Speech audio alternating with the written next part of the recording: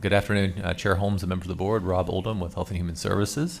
As Becky said, I'll try to review the process for the regional process to date and then talk about some of the county's ongoing responses informed by this process. But first, just wanted to thank your board for the ongoing commitment to, I think, this regional process. We've been at this now for over a year and a half, and I think have really helped forge some strong relationships, built trust and kind of common understanding around a very difficult problem. So I wanted to thank you, and in particular, I wanted to thank Supervisors Holmes and Gore for your leadership, active participation in our regional planning team. And so, by the way, as I go, please, all of you, but in particular, Supervisors Holmes and Gore, feel free to jump in and add on as I try to characterize this process so far. And there you'll see the logos of also part of this process. All of our cities and the town of Loomis have from South Placer up until Mid Placer, not including kind of Eastern Placer jurisdictions. But everyone has been actively engaged in this process now again for now over a year and a half. The phase one, if you'll recall, we came to your board about a year ago, sort of summarizing the phase one of this process. As Becky mentioned, this has been the first comprehensive assessment of homelessness since the Marbut study back in 2014, 2015, and the first to be cross-jurisdictional. And I'll say phase one was done almost entirely over Zoom, so back during kind of the height of the pandemic, whereas phase two, we'll talk more about, has been largely in person. And this partnership approach has been receiving not just, I think, positive reviews here locally, but even around the state and talking with colleagues and even from federal elected officials. Really appreciate, everyone is struggling with the issue of homelessness, and the ability for us to sit down across jurisdictions and talk about this on a consistent basis has got some kudos. And I do think we have been able to build trust and common understanding across the region, again, on one of the most challenging issues. As far as phase one, recalling on some of the outcomes, so we got together and coalesced around some shared outcomes, so maintaining the lowest rate of homelessness in Northern California, while at the same time striving to drive our rates lower. Just an update on this, we've started to float this idea even federally of reducing the rate of homelessness by 25% by the year 2025. So 25 by 25 is new thinking, where I think we're in one of the few jurisdictions, at least in the region, where we have a chance of making, it'd be a significant continued reduction, but hopeful that we can set our sights on something in driving rates even lower. In addition, we agreed upon a homelessness solutions framework. If you'll recall, kind of three primary areas of that framework: one around prevention, one around crisis response, and one around housing. And actually that has informed a lot of the work and the technical working groups that I'll describe a little bit more in phase two. Also, as part of phase one, we developed 13 emerging strategies to address homelessness, and if you recall, each, at least on most of those, we're able to get understand levels of agreement, talking about levels of agreement among the different participants in the phase one process. And so again, we presented to your Board of Supervisors about this time last year, but also to all the city councils on the phase one work. And actually that work has really informed phase two, which I'll talk about now. Just briefly, the structure of phase two, a little bit different than phase one, where we had the planning team meetings, but also these technical working groups that were divided up to focus and develop recommendations for the planning team on those three areas that you see: emergency housing and services, interim and supportive housing, law enforcement and social service partnerships, and communications. The purpose of the planning team was to participate in ongoing data review of projects and programs, to share best practices and discuss policy issues, and to coordinate among the local jurisdictions on potential implementation of those projects. You'll see there the composition of the planning team of elected officials, so 2 elected officials per jurisdiction, key government staff, law enforcement, some select service partners. I'll say some of these meetings that were went over 50 people in the room, kind of again in-person participation. So had a lot of some of the participants who were there at every meeting, but others, depending on the issue to be discussed, would get different participants from the jurisdictions based on the subject being discussed on that day.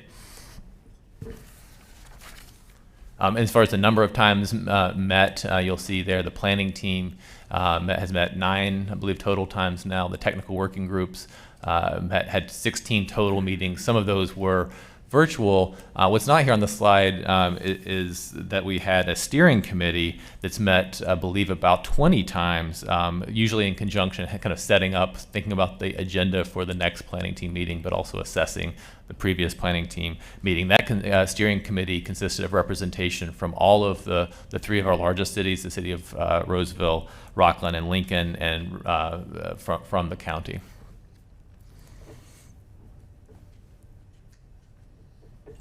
So this next slide, and I think this probably is the most important slide of the deck here. So we just wanted to really emphasize and spend a few minutes here. And so some shared principles coming out of the phase 2.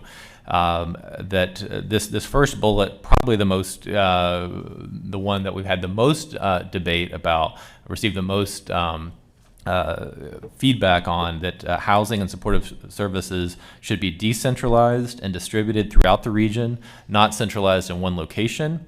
And then the second bullet, that those services, that we should leverage existing behavioral health supports. That's as opposed to building out a completely separate behavioral health system for unhoused people. And so let me get into maybe explain some of the reasons that we heard were behind those shared principles. Probably first and foremost, the perspective of law enforcement and others who are really on the front lines of contacting people who are experiencing homelessness.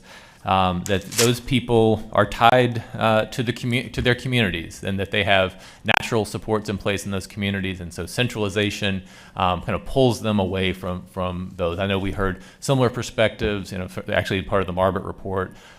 We hear, in our behavioral health services, right, the idea of to try to integrate the services into the community as much as possible. So that was, I think, probably the chief reason why this shared principle came about. The other is around funding, that I think we're seeing more just incremental funding for different services addressing homelessness. And that this idea of having one big centralized solution, that right now, for instance, we think of Home Key and other they have different rounds of funding, and so having it's more piecemeal, and it's difficult to get all the funding to have one big centralized solution. And then the third area that we heard is around community concerns, and this belief that it's going to be easier to cite. Sometimes some of the services, especially around shelter services, but even permanent supportive housing, can be difficult to cite, and so having smaller bites at the apple is easier to partner with our community on smaller as opposed to larger. I think it's obviously the devil is sort of in the details here, recognizing that there's a continuum. What do you mean by centralized versus decentralized? How big would be considered centralized? I guess one case in point is just up at the government center, right, where we've had, some would argue, a more centralized approach. We've added now 150 beds over the last 9 years from the permanent shelter, but also the mobile temporary shelter. We also have a lot of other services there, and we're talking about have grants out to add even more, like a 16-bed psychiatric health facility, another one, and substance abuse residential beds there. So I think the intent from the planning team and others can add on is not that this move, kind of this preference for decentralized doesn't mean that we would take away kind of existing resources, but kind of going forward, that would be more of the focus on more of a decentralized approach. I'll add, even during this process, the Sunrose, so the former Hampton Inn that was initially our project room key and then turned into a home key round 2. We had a successful application, 82 units of permanent supportive housing plus behavioral health services, a separate grant for behavioral health services there. That 82 units is probably larger than many on the planning team would like to have kind of going forward, but that was a unique opportunity. The location, given that it was bordered by the freeway and Douglas and a power station, and we had some experience already with room key with very, very few complaints from the community during room key, very few calls for services through the Roseville Police Department. And so, but just wanted to acknowledge that it's on a continuum. What do we mean by centralized versus decentralized? I think that's up for debate. This is just an overall principle, but also that there's some flexibility, that if we have other opportunities like Home Key 2, that we can talk about this, and doesn't mean that it has to be, is there an absolute number of units that becomes centralized or not? I don't think there is. So maybe I'll pause there and see if there's any questions or discussion on this slide. Any questions, comments? Okay. The one when we talk about the decentralized approach, this came up. Especially from some of our partners in the city, that there's a fear that maybe this means that the cities are on their own, and that's not the case, right? That's what we wanted to clarify, that a decentralized approach continues to have county participation, and that actually all of the jurisdictions working together. So it would be that talking about decentralized doesn't just mean everybody kind of doing their own thing necessarily. So. I have one question. Oh, sure. Yes. If with a decentralized approach, if cities bear some responsibility for working together with us, can they access grant funding as well? Can we both apply for grant funding and both use those for one thing? Yes, thank you, Supervisor Landon. The question is, probably it depends, on the grant, whether the city can apply. Obviously, for instance, the city of Roseville with its own housing authority and applies for many different, grants. So it depends on the jurisdiction and on the particular grant. A lot of them, for instance, Home Key was one where the county has to be the main applicant. But in some cases, yes, there are other grants for which the cities could go after independently, or we could partner together. Certainly on the Home Key 2, although it was the county applying, it was in close coordination with the city of Roseville. I think that's really what we want to see more of. I think it makes us more competitive, but also it helps us better align the services we're providing to the needs and preferences of our community. Yeah. Mr. Chair? Yes. I think just one thing to clarify that Dr. Oldham said, and that was, as we were talking about, where we need services, Auburn clearly has 150 beds now, and there was certainly concern from our Auburn electeds and their folks, like, should all of the homeless services be in Auburn? And when you look at the numbers, it's clear that in South Placer, there's more homeless than there is in the Auburn area. And when we learned from our chief of police, all the chiefs and our sheriffs, that most people want to stay in their own communities. If you take somebody, get them off the streets in Roseville and take them up to Auburn, they're less likely to stay and engage there because their family, their tribe, their people are in Roseville. And so we had some robust conversations, but as we think about this, we have homeless throughout the area, not just in Auburn, and really looking at how we craft solutions that work in each community based on what the need is. Right. Any other comments? I see none. Go ahead. Proceed.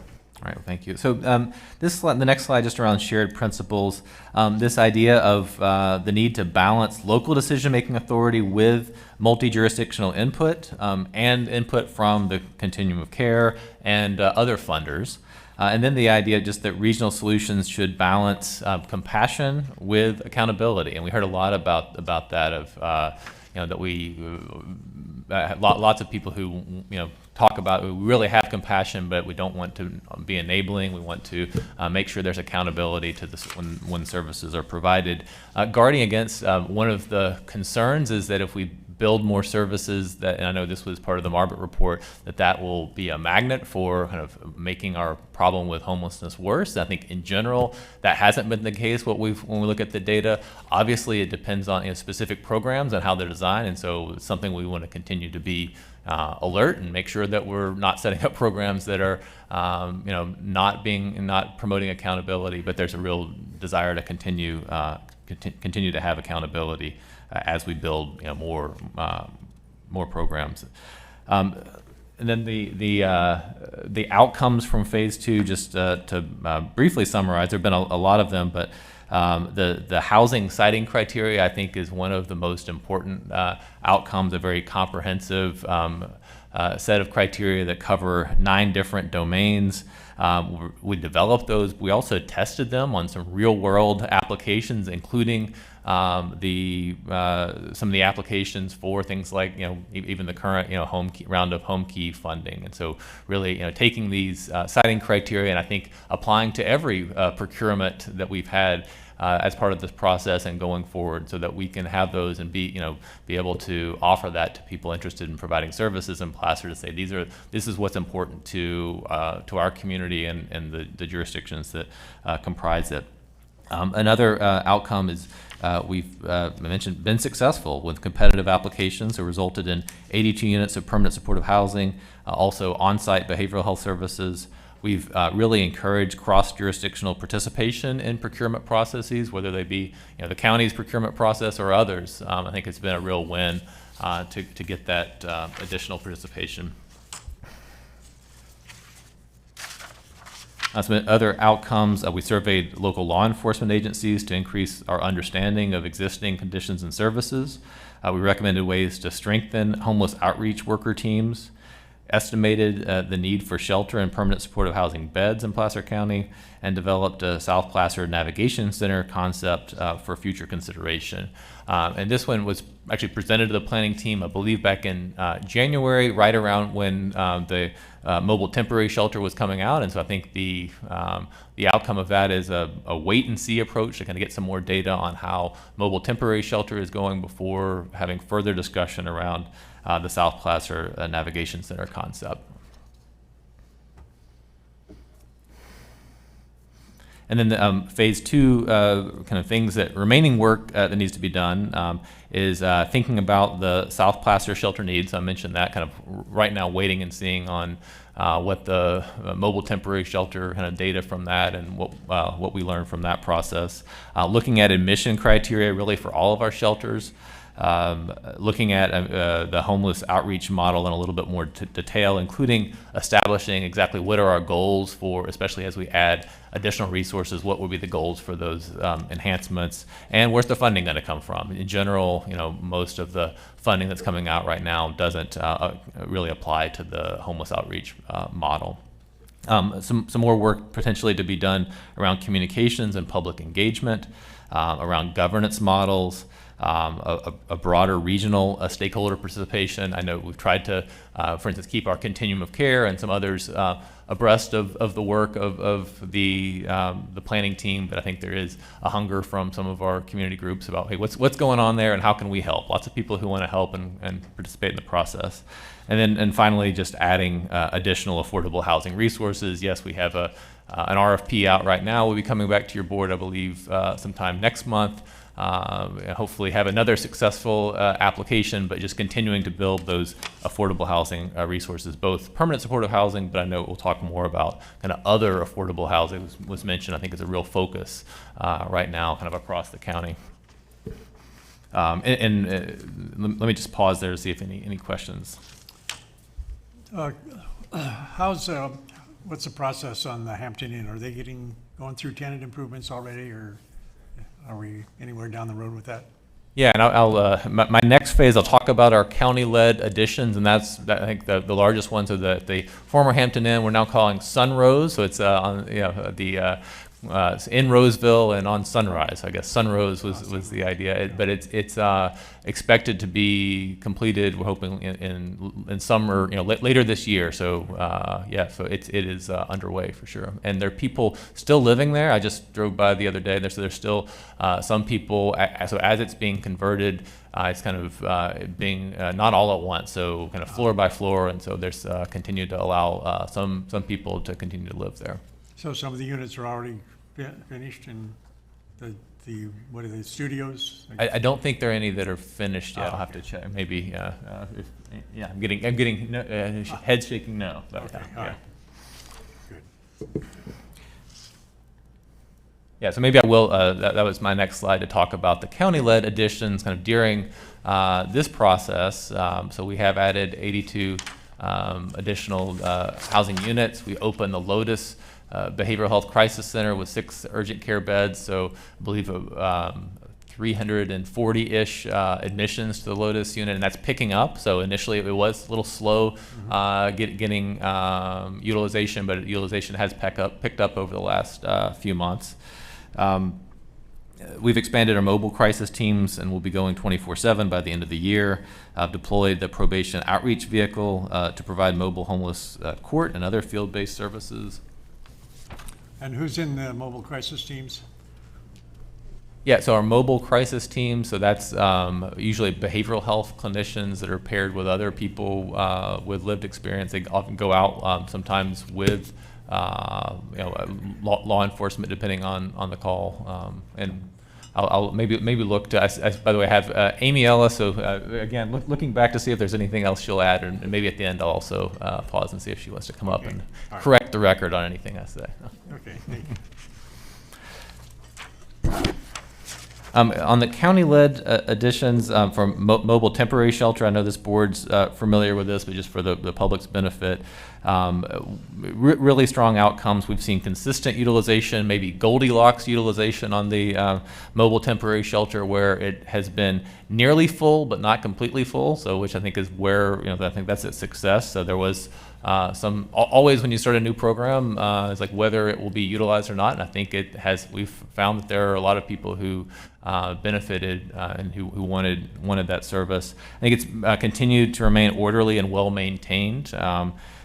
Facilitated service engagement, and we've had favorable reports from campers, from government center visitors and staff, and from the neighbors. So planned additions coming up. We are expecting to have a new boarding care facility opening this summer. Adding behavioral health crisis center, a site opening in Roseville at the Sunrose. The county's Home Key 3 application to expand permanent supportive housing, again, will be, I think, bringing back to your board sometime in the next month. The mental health and vocational facility that we broke ground on at the South Placer Justice Center just last week. And then there's a 16-bed another 16-bed psychiatric health facility being planned at the government center, so using behavioral health continuum infrastructure dollars. And Doctor, where is the new board and care facility? Yeah, so that's in Auburn. Is it? Yep. In the city of? I think it's in city limits, right, just off of 49. Okay, all right. And I believe that will be run by AMI Housing. Army House. Yeah. So far, I'm getting thumbs up from AMI. Yeah. Good. Can I ask quick, No, I'm how sorry. many beds will there be? Now you stumped me. Oh, yeah. Sorry. You know. Yeah, yeah. I just wanted to make Amy get up. Yeah, good. On that new boarding care, there's going to be about 14 additional units in that. Okay, thank you. But we'll follow up and get you the exact numbers Yeah. on that. Yeah. And then just a few more planned additions. I mentioned this before. We have applied to create 34 substance use residential treatment beds at the government center, and are being allocated $4.3 million of behavioral health bridge housing funding, which we haven't quite figured out what we want to do with that. I think Amy's got some ideas, though, right? Amy and team. So next slide, just around prevention. I mentioned in this homeless solutions framework, prevention was one of the 3 areas. We as a planning team haven't discussed this very much, but I know there's a lot of work happening in this area and thinking around prevention of homelessness, which in some ways that is the way out of homelessness. If we can keep people from entering in homelessness to begin with, or keeping their time that they're homeless very, very short. Our housing authorities, both the Placer County Housing Authority and the City of Roseville Housing Authority, have been working very hard over the last several years on this, really with a focus on people with very low income and other needs, specific populations like veterans, people with disabilities, people with mental illnesses, families, foster youth, et cetera. The Placer and Roseville housing authorities received a CSAC award for their partnership, and we've had interest in reviewing possible Placer County Housing Authority updates or expansions, and so that's something that we're kind of looking at and trying to identify what those might look like. But with that, even with existing, maybe moving on to the next slide, policy and advocacy, we've seen a lot happening. I know just in the last few board meetings around affordable housing policies and development. We were the first county in the region to receive pro-housing designation. There's a real commitment to expanding affordable housing resources and partnerships, and we've had a lot of leadership and advocacy from local philanthropic organizations, and in particular calling out Veronica and the Placer Community Foundation for their leadership. And I just say that there have been other players, talk a lot about the planning team today, but other players addressing homelessness, even part of the planning team, kind of central. We have Sam Holmes here, from our new executive director for the Homeless Resource Council of the Sierras. And so just wanted to talk a little bit about them. They're the ones who do the point-in-time count, so kind of getting to talking about the point-in-time count, but I just wanted to first introduce them to some from the public who may not be familiar with HRCS, as we call it, the Homeless Resource Council of the Sierra. It's the administrative entity for both the Placer and Nevada County continuums of care that receive external funding. Actually, this is required. Continuums of care are required through the U.S. Department of Housing and Urban Development, and so a lot of funding through the continuum of care comes from HUD, but also through the state through the Housing Community Development Department.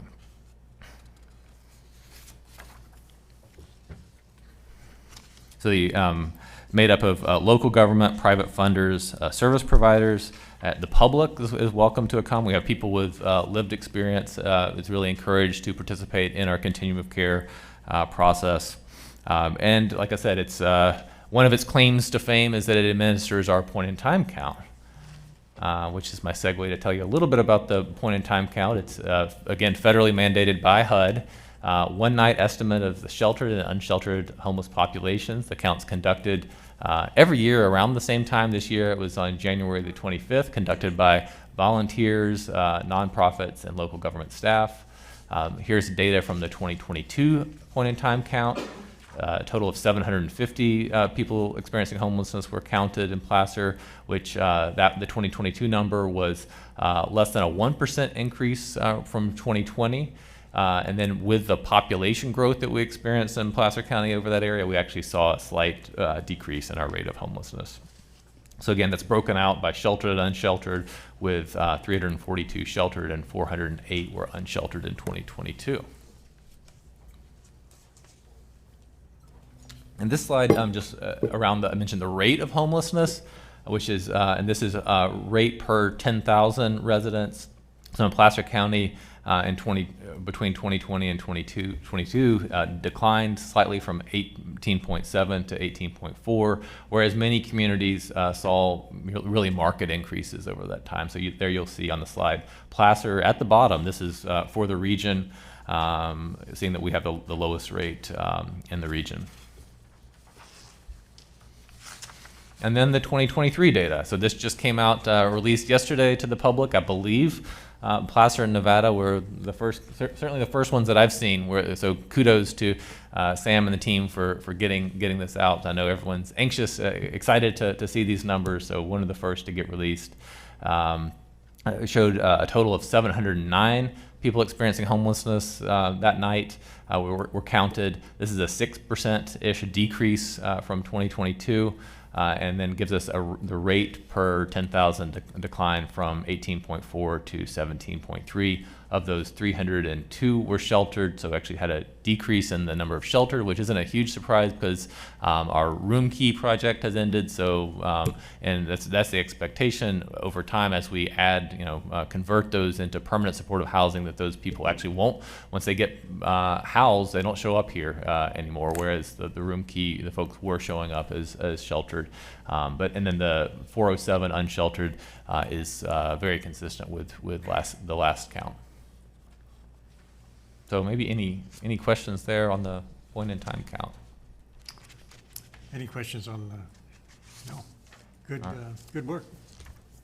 Positive movement. Moving in the right direction, right? Yeah. So maybe with that, I'll just end by summarizing to say, again, Placer has the lowest rate of homelessness in Northern California and is positioned to drive rates down further given the recent additions to housing and shelter services. By the way, these numbers don't include we didn't have the mobile temporary shelter open at that point, but obviously don't include the additions that we're expecting later this year with the 82 units through Home Key 2 or some of the other enhancements that I talked about.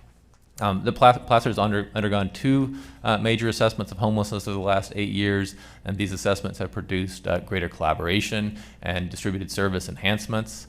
And some challenges still remain, including our shelter capacity, siting, funding, and admission criteria, shared governance and communication models, et cetera. So with that, again, we have Amy and Raul who are here to help answer any questions. So look forward to any questions or direction you have. Thank you.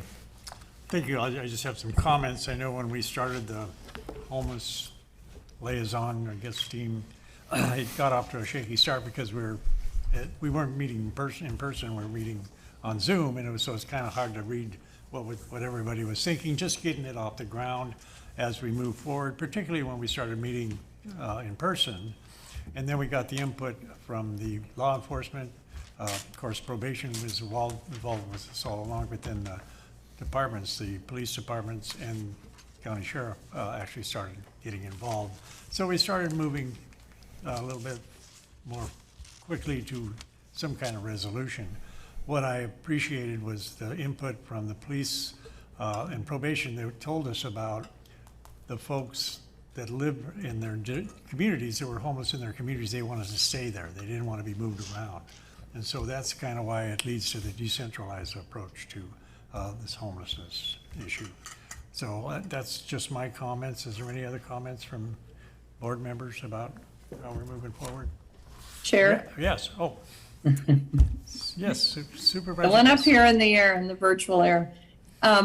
Thank you very much, Becky and Dr. Oldham. Appreciate the report and the incredible efforts that we're all taking together. One of the things I'd like to better understand in the point in time count for the nomadic model of the shelter we're using in West County, are those people counted as sheltered or unsheltered?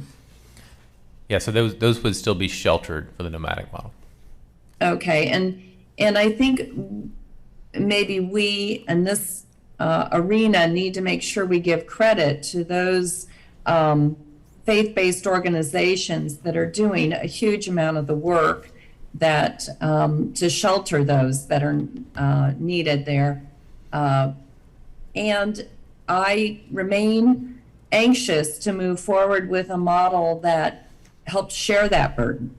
In other words, I don't feel it's right that our faith-based communities are trying to solve this issue instead of, without more of a partnership, I guess. I shouldn't say instead of, but all of these efforts take partnership and collaboration, and if we really want to address this situation. But right now, I don't feel it's a very equal partnership, and that we in government need to do more, certainly at the county government, to assist in that nomadic. I've heard of the challenges they're having with the nomadic shelter model, and I just, as one supervisor, stand by to support the county's involvement in helping address the situation in the western part of the county.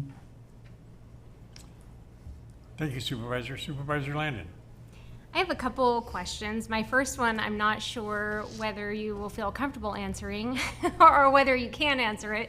But since I wasn't present in kind of not the task force, what do you call it? The ad hoc. If the approach is kind of, or the general consensus is we want to do this more decentralized approach, is there an appetite in the city jurisdictions to potentially cite locations for something smaller? I mean, as we know, that's very controversial. Even if it's just one bed, it's going to be controversial. So what was the kind of tenor, I guess, of the folks in the city jurisdictions? Yeah, I'm happy to try to describe that, but others, in fact, I think Supervisor Gore, remember asking that question, and so I will say all the cities, at least Lincoln, Roseville, and Rockland expressed, when we kind of talked about this model, that was the, like I said, the devil's in the details. Everyone said we want to decentralize, but are you willing to look at maybe a smaller type of, but some services in your jurisdiction, and I think it's safe to say that we had agreement from everyone that yes, that's something that we want to look at. That was sort of what prompted the technical working group addressing the South Placer shelter to come back with this concept of, well, here's what one might look like. That's the one that then got put on on hold, kind of the wait and see for a while. But I don't know whether Becky or others have additional ways they want to characterize that. Well, and some of the conversations I've been involved in, I think what was acknowledged with the smaller decentralized is that would be easier to scale based on the population and what data, so that we could be more responsive and reactive to whatever is happening in whatever part of the county, right? And if we are all successful, as we hope to be, right, perhaps our numbers continue to go down and we might be able to reduce overall capacity, or certainly at least keep it steady. So I think that was one of the benefits too of having that scalability. Okay. And we're in the third month of our mobile temporary shelter, and it seems to be working well. And I think that's a template for the other jurisdictions to look at. But maybe too soon to have them commit. But I'd like to see, we're going to be doing that for the next 3 months anyhow. But I think it's really been successful and good results. So I think that's another. Maybe they just want to wait and see how that works out. Supervisor Gore. Well, and honestly, just to follow up on that, it's answering your question, and then I won't ask questions, but it's a real hard pill for people to swallow. Let's just be honest, right? It was really difficult for even our board to make a decision to have the mobile temporary shelter. It was very difficult. So I would not characterize it as everybody's all in. It's everyone knows that there's a problem. We know that there's an issue. We know we've got to address things. People really did appreciate the homeless outreach workers and the social services folks that go out and our probation teams that go out. The jurisdictions across the board saw the value and the importance of that. And then and once you get somebody who you've reached out to them 7, 8, 10 times to say, yes, I want to get help, then what, right? Then you have to be able to provide them some place for them to go. Mm-hmm. And so that's the challenge, right? There's lots of good things happening, but there is a gap, and then we know we have to have a continuum of services. So it's a tough pill to swallow, but I do think that what we're seeing up in Auburn is showing us that we could have some models that can be effective. Okay, can I ask another? Okay. Another question is, in some conversations I had with some chamber folks, they expressed interest in potentially being involved. And I know you mentioned maybe expanding the conversations with stakeholders. Is there opportunity for maybe business owners, particularly in the Roseville area, who are impacted quite a bit by this? Will there be opportunity for them to maybe be engaged in some of these conversations in phase 3? Yeah, absolutely. And I think also to Supervisor Gustafson's comment earlier, we envision really reaching out to some of our faith-based groups, and we're already discussing at the mobile temporary shelter, should your board direct us to proceed following the pilot period with that, of having dedicated volunteer activities and outreach and better coordination. Several of us had an opportunity to go to San Diego recently, and we saw a very well developed partnership between government and faith-based community there. And we look forward to bringing some of the lessons that they've learned right here at Placer County, and how we might successfully establish those broader partnerships, because it does take all of us working together and understanding what the businesses are experiencing. How can we best respond? How can we all work together? Yeah, I would agree with Becky that the trip to San Diego, we saw, I think, some opportunities. And we talk about governance, like things maybe that we still have to work on, and talking about governance, how how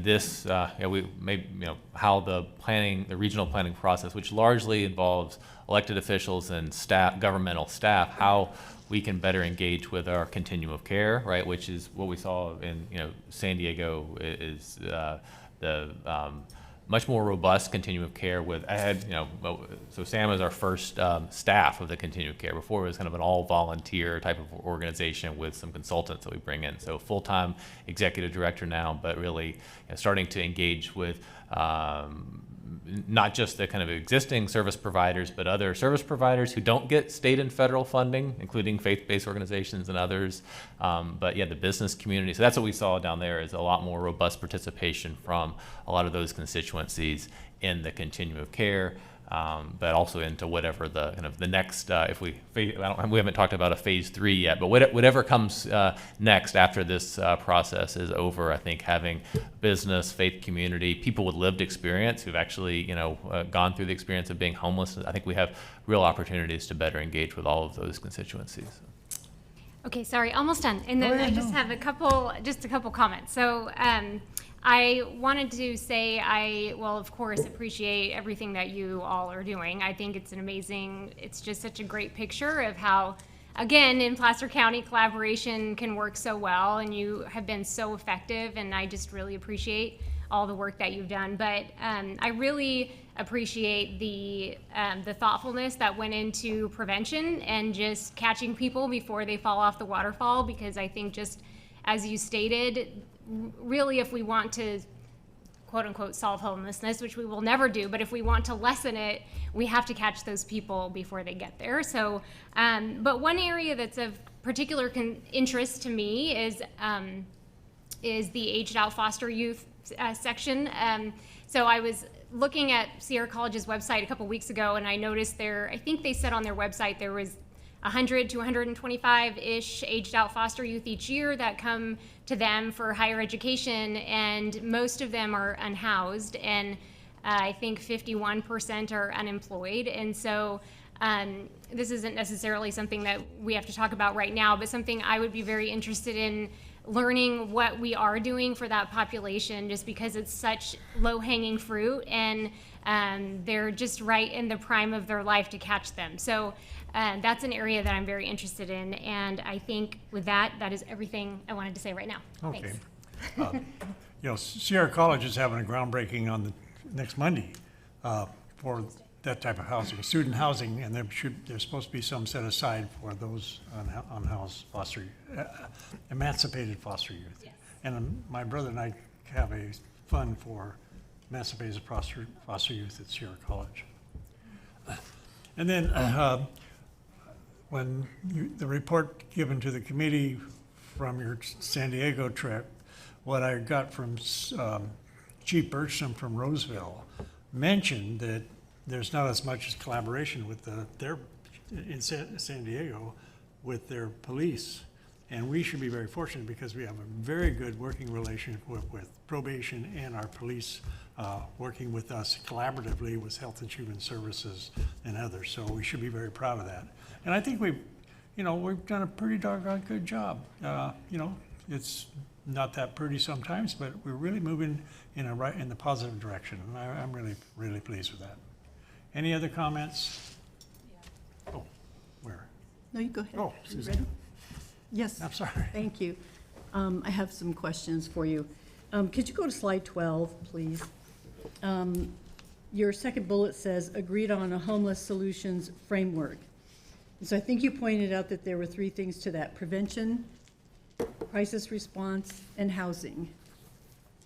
Was that correct? That's correct, Supervisor Jones. So I'm not seeing a solution or a movement towards the actual homelessness, because what crisis response is something that's, well, a crisis is going to be something that happens urgently. And then prevention, you don't really talk about how to prevent or even to even work towards prevention. And then the housing seems to be a theme throughout this, this report here. So I guess that's not really a question, I'm just pointing something out there. And then if you go to slide 14,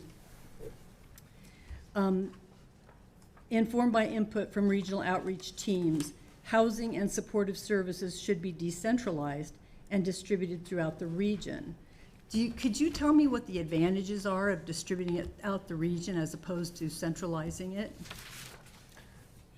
Sure, thanks, Supervisor Jones. I'll try to characterize that, but please, others going to jump in. So what we heard, lots of different reasons for this, but probably the number one, again, was from the people on the ground, like law enforcement, who are interacting with people who are experiencing homelessness, and they're just sending them to somewhere far away from their community is one, they're just not going to go, but also they're not going to be connected to the community resources, kind of the natural support system that they have in place.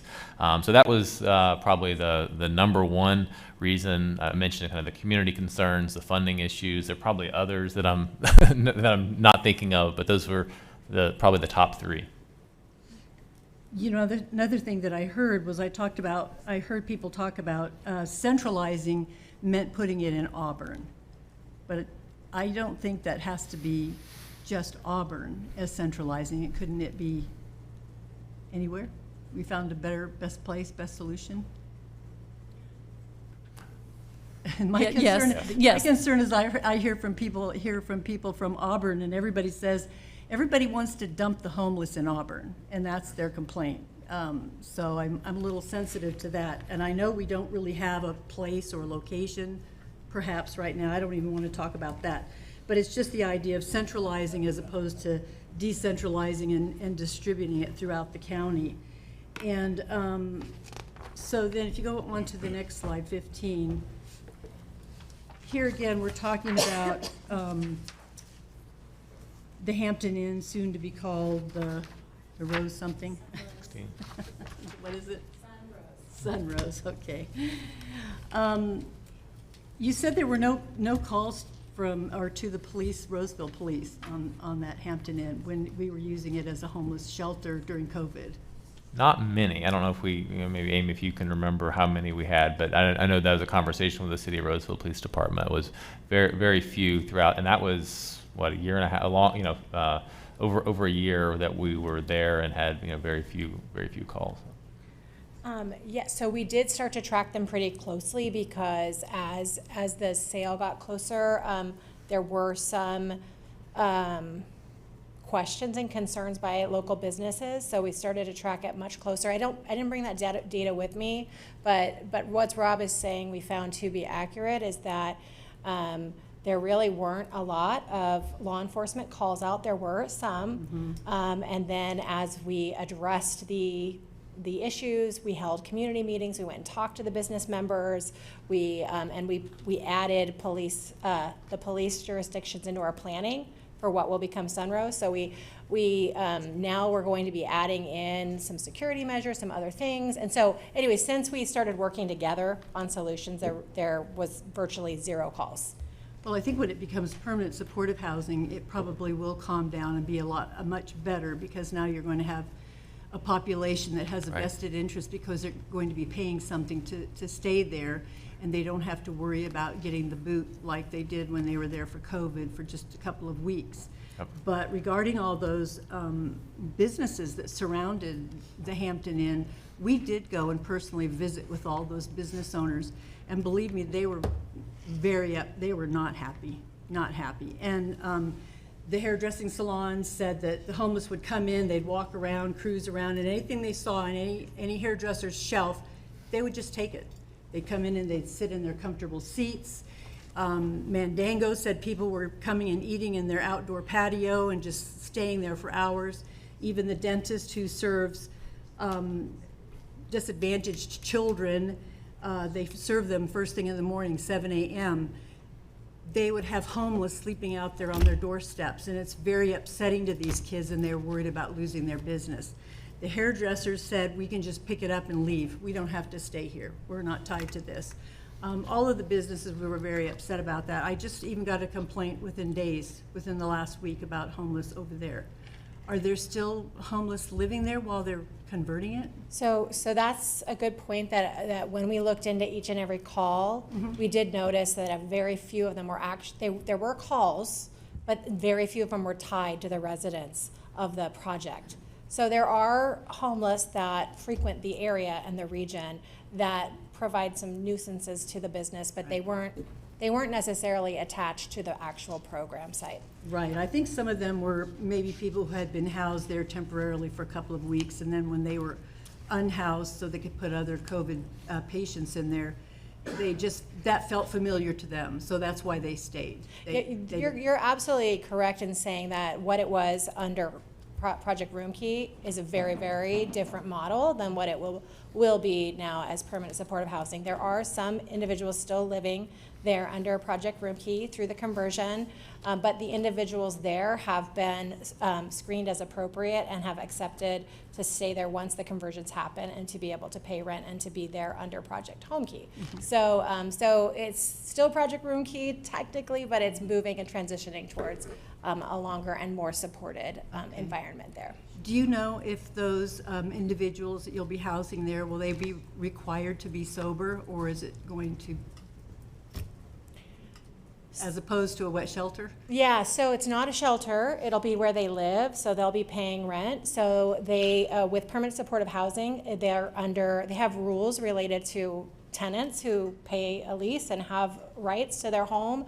So it's not going to be dry or clean and shelter type of environment, but absolutely they have to be good neighbors, and they will have a plan of action and supportive services and be encouraged to be good neighbors. Right, because you're going to have some supportive services there, right? Yes. Mental health services. 24/7, all the time. Actually, it'll be our highest amount of supported services of any of our supported programs to date. Okay. I want to move on to the next idea. Recommended ways to strengthen the homeless outreach worker teams. Wouldn't one facility with wraparound services, like you're talking about mental health care and substance services, eliminate the need for outreach teams? Yeah, Supervisor Jones, there's actually a lot of discussion around this idea, and actually, no, I think those are two concepts in the belief that really maybe if we did more outreach, that would decrease kind of the need for shelter for sure. You know, there's maybe others can characterize this, but yeah, I think those are two separate conversations about shelter and housing versus outreach. But a need. I know our law enforcement officers really appreciate having access to people with the skills in order to address those out in the field, and so kind of a recognition that just having even adding more shelter beds or adding more permanent supportive housing, there's still a need to also have those outreach services. In fact, that's of the different things discussed, that was by far the most popular among everyone is kind of expanding those opportunities for more outreach. Okay. So you mentioned in phase 2 considerations that homeless outreach models, goals, and funding, but did you say that current funding doesn't cover the outreach model? Yeah, it's limited because so those fund a lot of times it's behavioral health clinicians, so people with master's degrees, often either marriage family therapy or licensed clinical social workers who usually those are in adult system of care are funded through things like Medi-Cal billing. other, other kind of state and federal dollars. And so there's really, that can't be applied to a lot of these outreach models. And so then it requires kind of coming up with additional kind of other funding streams to address those. Not as in the form of grant money that could fund a facility. Is that what you're saying? What's that? I can't hear. Well, maybe Amy could speak a little bit to the funding that's available directly for shelters.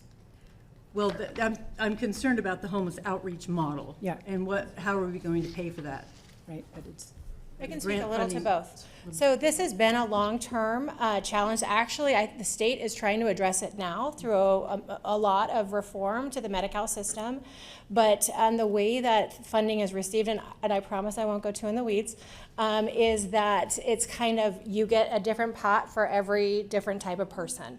So to the public, like every single person out there just looks like the same, right? A homeless person. Mm-hmm. But to the funding streams and to our staff, they are very much separated, right? So you have behavioral health funds that can do a limited amount of outreach, but it's for people that are experiencing severe mental illness, right? And then you have, there was a grant called Whole Person Care that was meant to address the gap to do outreach and engagement and services for individuals who didn't necessarily have a severe mental illness, but were homeless and needed supports and help. So, and then now through the Medi-Cal reforms that are happening, there is something called enhanced care management.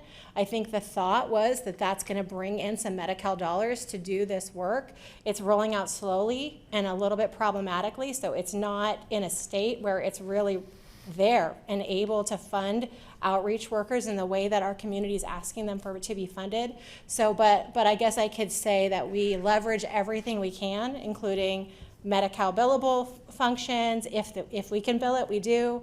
If we can if it makes sense to use some of our behavioral health funding like MHSA or other sources, we do. But it is definitely at this moment in time required to have either a grant or a flexible funding source from local jurisdictions, whether it be city or county funds, to help really be able to serve all without those very broken up buckets of service approach. Right. Speaking of grant funding, Amy, do you have any idea? I heard some comments about counties are, I guess, are grant funded easier or better or however you want to call it than cities. Do cities get grant funding for homeless, or do counties, or is there a percentage difference in which one gets what? Yeah, so Dr. Oldham, he had mentioned, I'm sorry, I call him Rob a lot, but he had mentioned earlier, and it's true that various grants are different, and they kind of grant certain jurisdictions as kind of authority over this approach, and then you're this approach, right? So that's how it gets very much like a jigsaw puzzle that we all have to work together and put together to break funding. But with HomeKey, one slight variation is it actually could be applied for by both counties or cities. On the HomeKey 2 project, the city of Roseville could have taken lead, and they could have done that on their own. We actually explored that with the city of Roseville, but as a demonstration of our partnership, and they were like, we had a lot more experience with grants, we had more experience with some of the partners and the relationships and the contract holding, and so we partnered with the city on that particular application for HomeKey 2, and we'll use a similar approach for any other rounds of funding, but it could be that the city decides they want to apply for something on their own, and they would have some grant opportunities to do that with. But not as many grant opportunities as the county would. I don't know if it. I think we just do it more. I just think we have more grants overall, not necessarily related to homelessness, and so we have more experience with it. But related to homelessness, cities and counties both have opportunities. I guess my concern is that if we decentralize it, wherever the decentralizes are, Rockland, Roseville, Lincoln, will they be able to pay for those? Right. I think we're not saying that we would. I mean, I don't want to speak, but I don't think we're on the funding front. We are open to braiding and blending funding between cities and counties. It's not so much that we want to say, okay, we're decentralizing, you figure out you. I think it's more just a partnership and letting those jurisdictions be able to craft solutions that meet their local need. then partnering with us on, okay, what is it that you can bring in county funding or state and federal funding through your door? What is it we have, and how do we work together to lift this thing off the ground? Is it possible to put pen to paper and figure out how much more expensive it might be to decentralize than it would be to centralize? So I just want one comment on that. I think that the funding comes down in a kind of a decentralized way. Like, it doesn't ever come down in a huge lump sum that we could do a big, massive solution. So I would say that the way funding comes down through the state and federal buckets kind of lends itself more naturally to a decentralized approach that could be scalable. So I would say that's that, but then I'll let Robert. Well, and I think thank you, Supervisor Jones, because I think that question around a more centralized approach, maybe there are economies of scale, and so I know we looked at some other other jurisdictions that have much larger, and what is the and so I think there are some. It kind of depends on the type of service, but maybe not. I was surprised that there weren't more economies of scale. I think when you get to a certain number of beds, that was why the 50 beds was proposed as part of this concept that was put out there. Obviously, we have a 100-bed shelter right now, but I think that from the experts, I know Ryan Loughborough from Sutter Health, who's very knowledgeable about this, helped us to look around and to see that, once you get up over that 100 beds, it's just you don't see a lot more economies of scale, but you see a lot of other problems, both in the outcomes, but also in the challenges that it creates for communities. So. Interesting. Oh, okay, so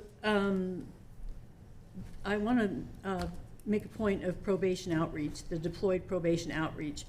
In our meeting up in Tahoe, probation said that we have about 4,000 probationers in Placer County, and I believe he said a good 40% of those are homeless.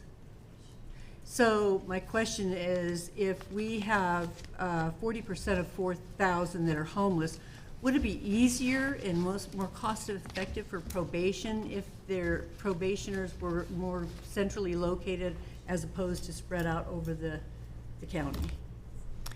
Well, unfortunately, Chief Hopper isn't here to speak to that today. Maybe I could have him, respond to that. I know his plans are to expand his outreach team across the county because it's proven such an effective model, and so they're out in the camps, already, and they're out in each jurisdiction working on this. So, as far as what was better for him, I'd prefer that he address that question. If we could get back to you on that. Right. It just seems like it might be a little bit less expensive than having a mobile outreach, having to travel all over how many thousands of miles in Placer. Well, and I think, just to keep in mind, what we're really trying to stay attuned to here are best practices. What are we seeing working in other jurisdictions? And there's really been an evolution over the last couple of years of recognizing that smaller, more discrete types of services, adding those to the continuum, are very effective. And one of the things we've learned with the mobile tent shelter is that some folks really just prefer more of that type of living versus a shelter situation, right? So I think it's more variety we can have in our continuum, smaller, discrete things is kind of proving itself to be more of a best practice, and we're seeing that in some of the jurisdictions that are a few steps ahead of this. Well, I might agree with you, but at the same time, we're really doing nothing to help them. We have no wraparound services. We're not addressing mental health care or substance abuse issues. We're just warehousing them. Oh, well, you can disagree with me. That would be fine. Yeah, I'm open. Yeah, sure. I can speak to that. So I think it's true that with mental health or behavioral health services in general, most of the individuals need to voluntarily engage. But so there is a percentage of individuals that we're not connected to. But interestingly enough, I got a list of individuals in the MTS who are over a certain age, and I was asked to see what I could do related to those individuals. So I was trying to look for my email really quick so I could give you exact numbers, but there was quite a few number, and we looked every single one up in the system, and I was really pleased to see that like a large percentage of 80% of them were already connected to a case manager who we're offering and trying to sort out their very complicated challenges that have led to homelessness, and to try to look for creative solutions. So there are a lot of offers of support being given out there. We offer multiple times to try to get that voluntary yes. And oftentimes they'll say, we'll let you help us with this, but we're not ready for that. So even if we're attached, we're limited on what we can do until they'll get to that place of readiness. But definitely every single individual out there is at minimum talked to and engaged. And many of them are fully accepting and receiving our services and gets to get bed capacity. There's a large number out there that are ready. They have an income. They would take a permanent supportive house, and we just don't have the volume there yet. So that's again why it speaks to our need to continue to build our numbers of bed capacity for our continuum, from sheltering all the way to permanent supportive housing. Isn't there some evidence, though, that when we don't address their issues, the mental health and substance abuse, that we don't fix the problem? So I think that there's a lot of theories out there, and we try to do all of them, right? So we are offering mental health supports, we're offering substance use supports if they will. Again, they have to voluntarily say yes. But I think we don't say no to housing if they haven't said yes to that yet. So we believe that people can get to readiness and say yes to mental health treatment and substance use treatment when they have a roof over their head. So we'll work towards getting that housing even if they haven't said yes. Okay, that sounds good. So the concern is the cost of continuing something like the temporary mobile shelter that we have, because it cost us $1.1 million for the 5-month plan that we're on right now. If we extend that for 12 months, we'll be paying $2.6 million for 12 months, and that doesn't include food. It doesn't include the cost for the mobile showers and the toilets and the electricity and a lot of other things. Would that be our plan? Well, I think what I would offer in response to that is that those costs were a little high, but keeping in mind we were standing up a new program there, and there were a lot of one-time investments to get the site ready and things like that. We are, and there are some decisions that had to be made in the interest of time, that maybe if we had a little more time, we could develop more cost-effective approaches. And we are testing the market now for alternatives, and we look forward to seeing what those costs come in at. And then really my last question is, if we have shelters that are decentralized here and there, how will we know if we have enough beds to comply with Martin v. Boise? Because if we don't have enough beds to house our homeless, then we can't enforce based on Martin v. Boise. Yeah, We'll still have campers, right? Yeah, I'll maybe speak to that just because I not maybe let council or others talk to other Martin v. Boise and other litigation, but just this idea of I think that usually that's local, right? And so this idea of having the resources be local, whether shelter beds or others, might make it easier to know that wasn't a major reason, by the way, for this. We didn't hear that a lot in the discussion around the decentralized approach, but that is sort of what I'm hearing. Is it's really difficult. We're talking about lots of different cases, and it's challenging, but it might be easier to understand exactly where that line is with actually more local resources as opposed to a centralized approach. But others, I don't know. Right, Yeah. okay. And then Amy, one other question. Our mental health beds that we have, they're short-term, right? We don't have any long-term.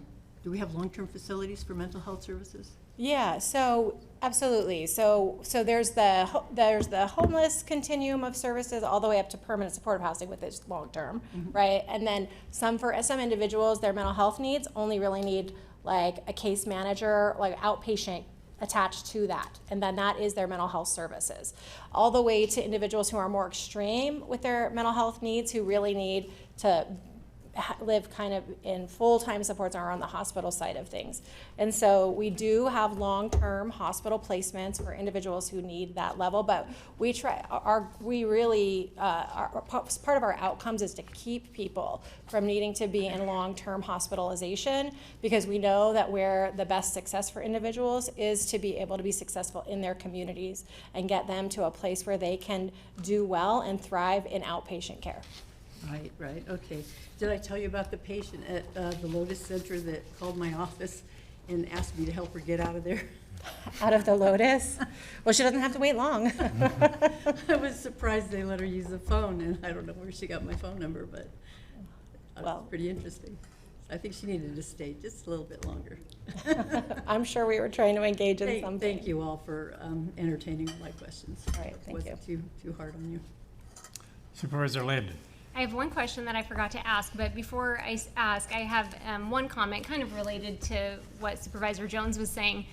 When I understand the concern of wanting to find the most economical way to deal with this, but when it comes to, I don't want to make a decision based on how much state funding we're going to get, because I believe that just because the state funding is tied to it does not mean that that's the best, most innovative approach and that it's going to fit Placer County.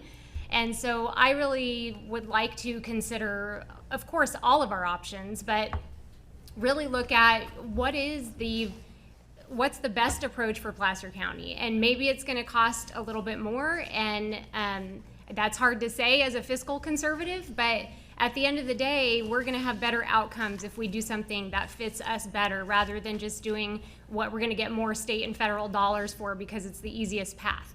And so, so that's kind of where I am philosophically. But then my question was that I forgot to ask, are students counted in, because I think along the way I had a conversation with someone who mentioned that students or kids who are under 18 are not counted in the homeless count. And so my question was, are they in that count? And if not, why not? And kind of the reasoning for that.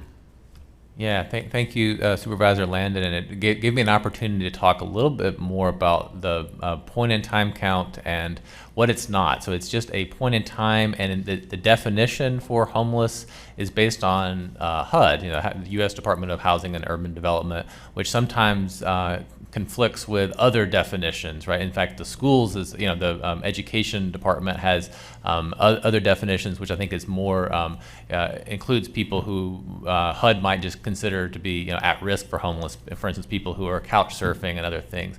The point-in-time count does include children and families. Our number is pretty low, so we talk a lot about single adults, which is I think 90% or so of our, it's very high percentage of our point in time count. But so yes, it does include children, but I'd say our colleagues in the education world, for instance, say yes, but when we do and maybe it's similar to the conversation that Supervisor Jones had with someone in probation, we're maybe using different definitions of homelessness, but yes, the point in time count does include children. Fortunately, we have a pretty low number, but still an opportunity, right, to better engage with those families too. Okay, thanks. Alrighty, any more comments? Yeah. Supervisor Gustafson, you have any more comment?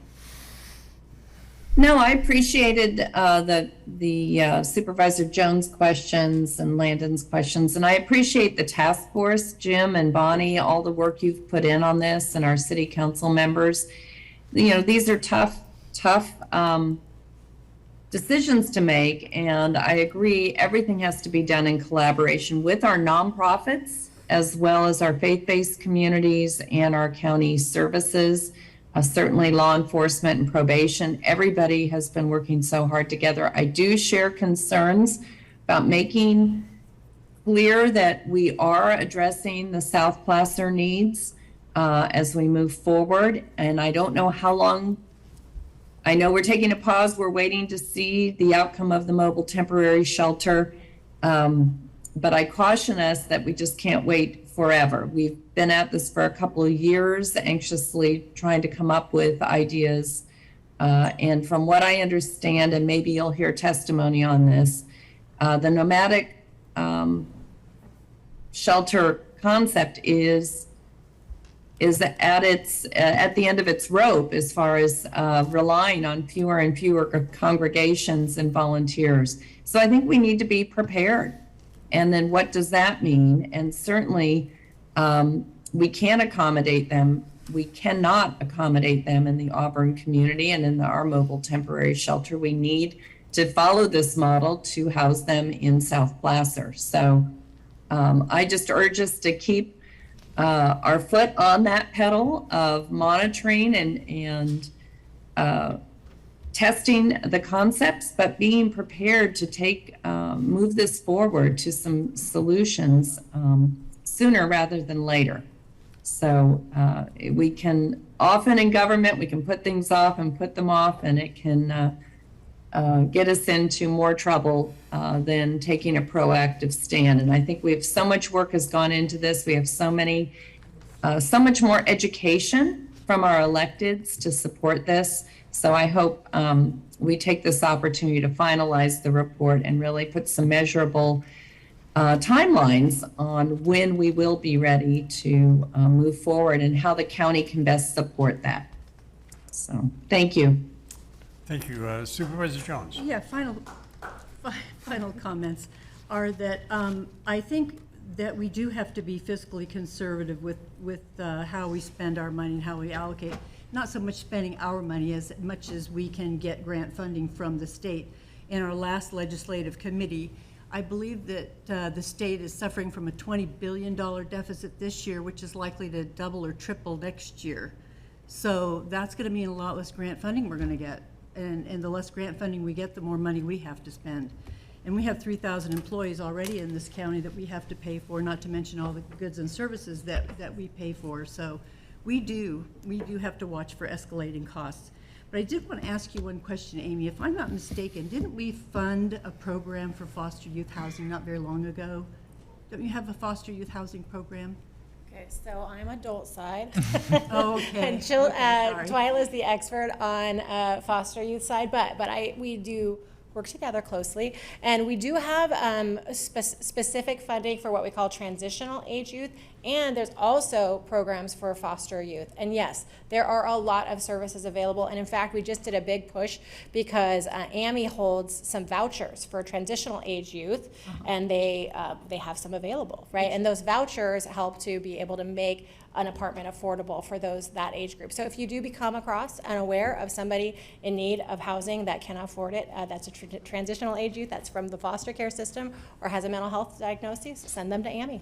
And transitional are those that are aging out of the foster youth program, right? Transitional age youth are anyone that has been involved in the mental health system, and I think foster youth is also included in that, from ages 18 to 26. I don't know. I'd have to ask Twyla the exact age that it spans to, but it's not 18. It's like Right, it right. spans up to like 25, 26. Yes, it's the something like that. Yes, it's the aging out. And I know Sacramento County and their Children's Receiving Home, they have a program also for housing foster youth that are aging out of the system as well. Yeah, and we have 5 of the 82 units in the Sunrose apartments that's designated for transitional age youth as well. And that's 5 minimum. We could put more than that in that particular project if it made sense for them. Okay, that's great, thank you. Okay, any more comments from the board members? Alrighty, I'll go ahead and open it up to the public. See if there's anyone from the public who wants to address the board on this, on our homeless issue. Wow, great presentation. Thank you very much. I'm glad Jane brought this up as an agenda item. And I'm glad we're talking about this. And it's been a while coming. I'd like to introduce myself as Keith Estes, the current chairman of the board for the Gathering Inn. And again, the segue you did, I want to talk about South Placer program. That's really what we need to talk about. And thank you, you're over there, Supervisor Gustafson, for your comments, which is what I really want to echo. So let's talk about that for a minute. The South Placer program, which was started about 15 years ago by the founders of the Placer title as an emergency winter-only shelter. The idea for a short period of time, just solve an immediate problem. I don't think they ever envisioned that it would continue on and become what it is now, that is a year-round shelter. And so that was then, this is now. Things have really changed. The nomadic model, I think you all know, but I'll just say for edification, is we have a facility on Berkeley Street, part of Roseville, right in the middle of a community. It's an old church. And we're not allowed to, there's not a place to house people there, so we collect them, we put them on a bus, we take them to one of the churches for the evening, they feed them, let them sleep there, then we have to transport them back in the morning, and then we do the same thing 365 days a year. It's a big program. But it's totally dependent upon the community and the churches. Again, when it was founded, it was a great idea. Let's as a community, as a faith-based community, let's get together, take care of these people in the wintertime, get them off the streets in the winter. Made sense. They signed up for this. I don't think they signed up for a program for 15 years to do it every day of the year. And that's what we have right now. Prior to COVID, we had about 40 churches. After COVID, we have about 28. And it continues to drop, and on any given month, there's churches that just have to cancel for one reason or another. They have a conflict of programs. Their facilities are used for other programs, whether it's a wedding, funerals, schools, AA programs, whatever. And we're limited. We can only do 65 people there. So it's a real challenge trying to keep that commitment with the churches. And to be real honest, a number have been doing it for so many years, I kind of think they're tired of it. They're also, the transportation falls upon the gathering in. So we provide a bus. We had to buy a new bus this last year. Keep those buses up is expensive with both the gas, price of fuel now, and the maintenance on those things. And we do, we have churches up in this area, up in the Auburn area. Even though we have a shelter right here in Auburn, we have churches up here that will also host them. So that's been difficulty, as well as trying to find bus drivers. There's a shortage of bus drivers out there. We can't put the guests up in the facility we have. Also, our big challenge we have is it won't work for any ADA people because of the program getting them on the buses and moving them around. So really what we have here is a quasi program in two different locations. One location up here, but another location down in South Placer. So isn't that what you've been talking about, is having multiple programs? Here's an opportunity. We really need to do something about South Placer program. It's been, like I talked about, been handled by the community down there and the churches for over 15 years. We really need to find a facility for it, a fixed place facility where we can house them, and also we can feed them, where there'll be a kitchen, just as we do up here in Mid-Placer. So with that, and also bear in mind that South Placer area, as was commented, 63% of the homeless are down there, 36% in Mid-Placer. So that's a further reason for why we need that, to have a fixed-based program down there. And then this also would accomplish your program of having multiple shelters. The question, of course, comes out, and which discuss, let's get the cities to all do it.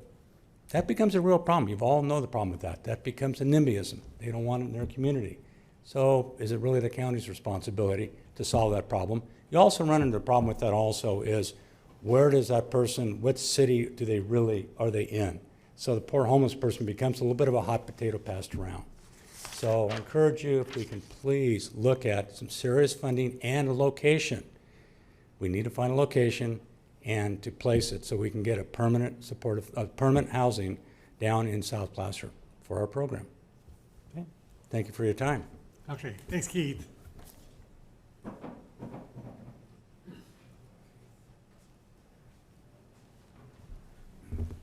Good afternoon, Supervisors. My name is Father Cliff Hagenjos. I'm the rector of St. John's Episcopal Church in Roseville. think I'm probably here representing the faith-based community.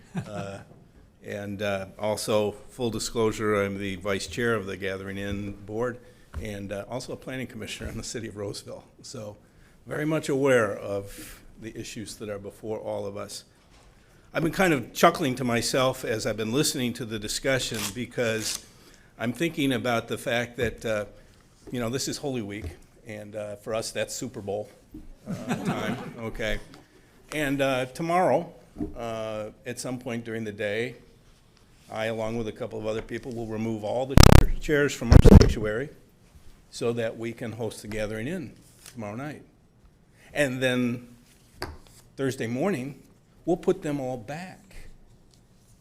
And then Friday, after we host the Gathering Inn and we hold our Good Friday services, I'll remove all the chairs so they have a place to sleep. And then Saturday morning, we'll put all the chairs back so we can do our Easter Vigil. Now, the reason that we're doing this week is because the other churches all have planned activities.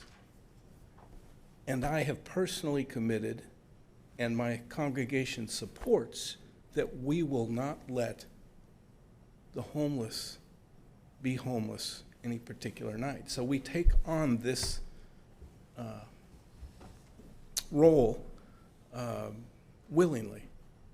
But the fact is, as you've heard from Mr. Estes, the fact is that the amount of churches that are coming together has continued to shrink. It's continued to be a challenge. We host the first Wednesday. Prior to COVID, first of all, St. John's has been doing this for, I don't know, ever since I've been here, and I've been at St. John's for 13, 14 years now. We used to just do the third Sunday of the month, and all the other dates were covered by other churches. When COVID hit, actually, Keith Diedrich called me up and said, if your church is shut down, would you host? So we did for 4 months straight. We did that. And then as things started to come back, and the number of churches was not what it was before, we started taking other dates. We've now committed to the first Wednesday of the month because there are no other churches that are doing that.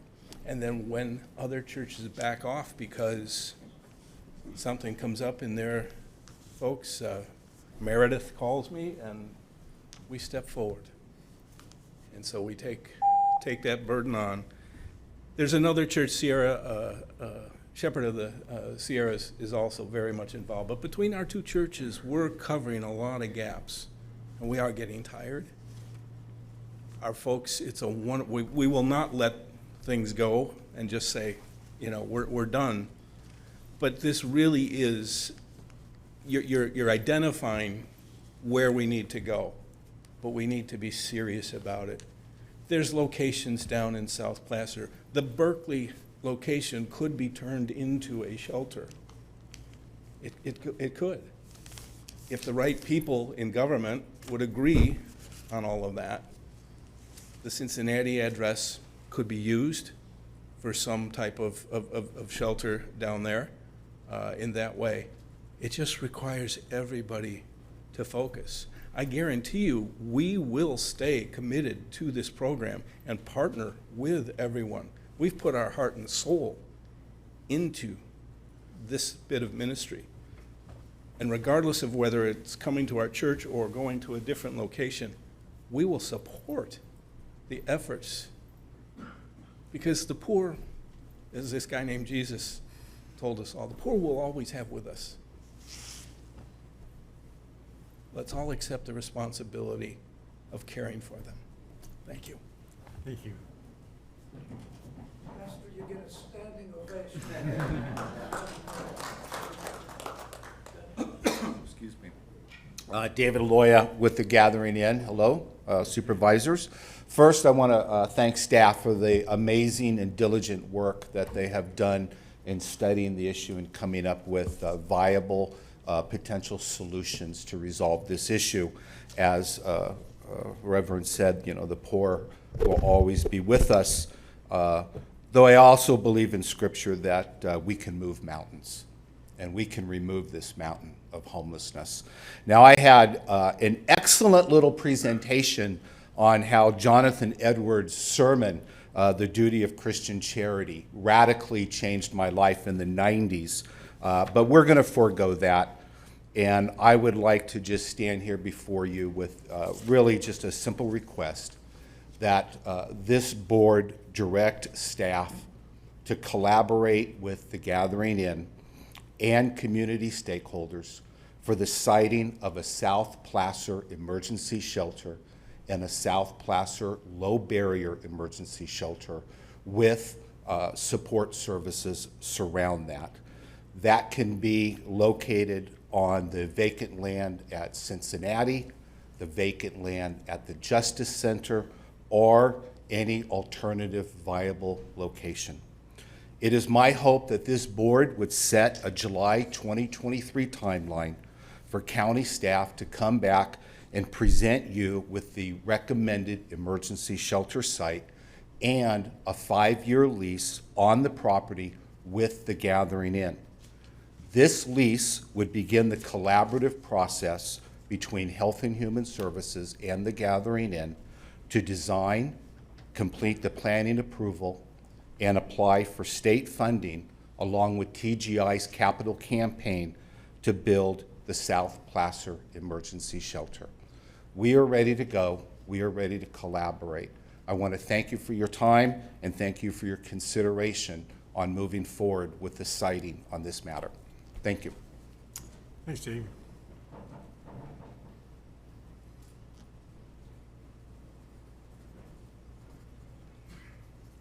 Mr. Chairman, ladies, good afternoon. I'm Tom Dwelly. I live at the Auburn Airport. I got involved in this. I sat right here several years ago when the TGI came up for funding from the county, and you took it on, and it's been a wonderful ride. It's been a wonderful project. And formerly with Flyers Energy, we have $300,000 sitting right now, ready to go. I can send you a check in 5 minutes to start the planning after you approve the lease. So I would urge an up and down vote, and we'll see who's excited about this and who's going to kick the can down the road. It's time to get serious. And I came through Holland, Amsterdam, week before last, having been in the bush for 2 weeks. And I was starving for information. And in the terminal, I ran across the International New York Times. And the front page, above the fold, was the title, "Poverty in America is a National Disgrace."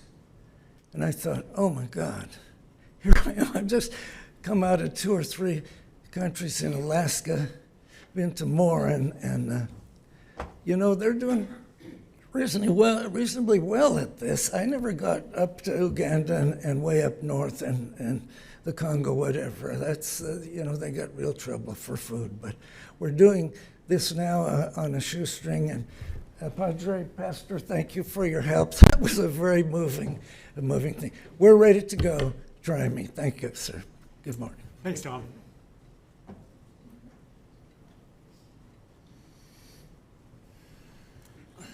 Councilmember Halton. Good afternoon, Mr. Chairman and Board of Supervisors. Thanks for putting this on the agenda today. Bill Halden from the Rockland City Council, and I've also been a member of the task force since it got started. I just want to commend the county for creating the task force, for bringing us all around the table, law enforcement, social services, elected officials, and partnering with the cities. When I look at the report about the count, you know, I see success here in Placer County, and I see success because we're collaborating, we're trying new things, we're doing new things throughout the county. In Rockland, we really stepped up our efforts in 2019, and under Chief Banks have created and stepped up our outreach team to interact with the homeless on a regular basis. Your probation van comes once a week, I believe it is, for 3 hours at our county library there. And the engagement is making a real difference in Rockland. And so we're excited to keep working with the county to come up with good solutions. And then I also think, important component is as a city, we have approved and under construction the biggest affordable housing complex in Placer County, 285 units. That's right by Whitney High School. It'll be opened hopefully sometime next year, but then it'll be eclipsed by an even bigger affordable housing complex in Roseville. But the one by Whitney High School is one of 3 that are approved and ready to build. We're looking forward for the other 2 to be built, and the 3 of them combined will put 600 to 650 affordable housing units in our community, and that's the biggest influx for us in quite a while. As a city, we're looking to put our money to work so that we can buy down some of the numbers to reach the lowest income people, to make sure that there's spots for them in those complexes as well. Lastly, our council recently adopted a new fee structure to go by square footage so that we would encourage development of affordable housing by making the fees that they pay less than others have to pay for larger units. And I'd encourage you folks in every special district in our county to look at that, because you make the housing more affordable if we don't have a one fee for every unit that we see in many agencies today. So again, thank you for all you're doing. I think we have a lot to be proud of what we're doing in Placer County, and that begins here with the county. So thank you very much. Thank you.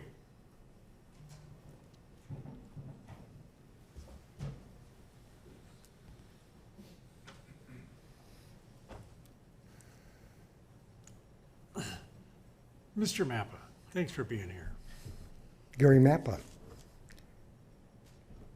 This is one time I really do agree with what's being said about the location on Cincinnati Avenue.